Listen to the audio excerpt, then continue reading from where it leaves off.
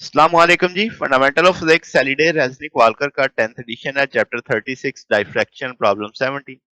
वो कहता है शो करो कि आपके पास अल्फा की वैल्यू के लिए इंटेंसिटी मैक्सिमम होगी सिंगल स्लिट डाइफ्रैक्शन पे, जो फाउंड करेंगे एग्जैक्टली 36.5 इक्वेशन को यूज करते हुए विद रिस्पेक्ट टू अल्फा और इक्वेट करेंगे इसे जीरो के। और वो ऐसी कंडीशन हासिल हो जाएगी कि tan अल्फा ए के बराबर है।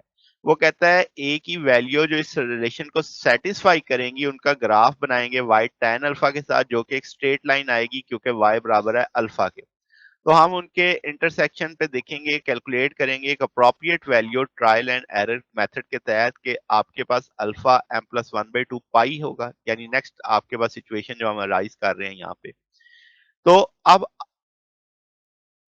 जी, तो नेक्स्ट आप वो कह रहा है कि अल्फा को ले लो m+1/2 पाई, डिटरमिन करेंगे हम m की वैल्यूज जिसमें मैक्सिमा होंगे सिंगल स्लिट पैटर्न के अंदर। हम कहेंगे m जो है वो इंटीजर नहीं होगा क्योंकि secondary maxima exact half way में लाई नहीं करता मिनिमा के अंदर।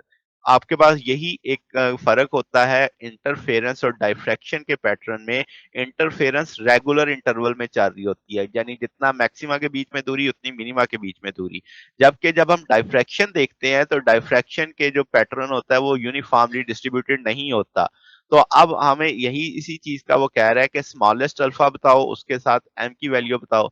सेकंड स्मॉलेस्ट अल्फा बताओ, उसके साथ एसोसिएटेड एम बताओ। थर्ड स्मॉलेस्ट अल्फा बताओ और उसके साथ एसोसिएट एम बताओ।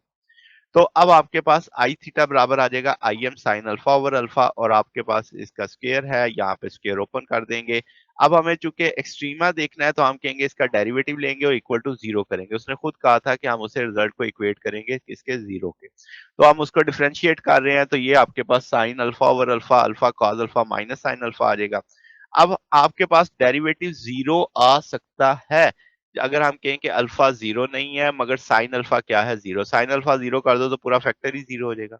इसका मतलब अल्फा बराबर आ जाएगा किसके, एम पाई के। तो अब एम नॉन जीरो इंटीजर है, तो इसका मतलब ये इंटेंसिटी मिनिमा की आएंगी तो आई जीरो होगा कब, जब अगर आप ए की वैल्यू एम पाई रखोगे। इस सारे डेरिवेटिव को जीरो किया जा सकता है अगर alpha cos alpha minus sine alpha को जीरो कर दिया जाए, इस पूरे फैक्टर को जीरो कर दिया जाए। तो इसका मतलब ये हुआ, ये कंडीशन लिखी जा सकती है कि tan अल्फा बराबर है किसके, अल्फा के। इसमें से यही निकलेगा जब आप इसे इक्वेट करेंगे। तो ये आपके पास मैक्सिमा को लोकेट करेगा। ठीक हो गया। तो अब इसका मतलब हमें पहली चीज तो डिफाइन होगी, यही उसने कहा था कि हम कैलकुलेट करेंगे अप्रोप्रिएट मेथड के तहत। अब अगर हम बी पार्ट में जब चलते हैं इसमें, तो हम कहेंगे वैल्यू ऑफ अल्फा जो सेकंड कंडीशन में आ रही है tan अल्फा अल्फा के बराबर है, ट्रायल एंड एरर मेथड से देखते हैं। तो अब आपके पास हम कहेंगे कि ये स्लाइटली लेस होगी वैल्यू से m+1/2 पाई रेडियन से। तो हम इन वैल्यू को स्टार्ट करेंगे, ग्राफिकली भी डिजाइन कर सकते हैं। तो y को आपने रखा tan अल्फा पे और आपके पास दूसरा y अल्फा के बराबर ही आ गया सेम ग्राफ में। तो ये चीज तभी सिर्फ आपके पास कंडीशन सेटिस्फाई कर रही है जब आप अल्फा को जीरो कंसीडर कर रहे हैं, तभी वो आप कह सकते हैं कि बराबर है।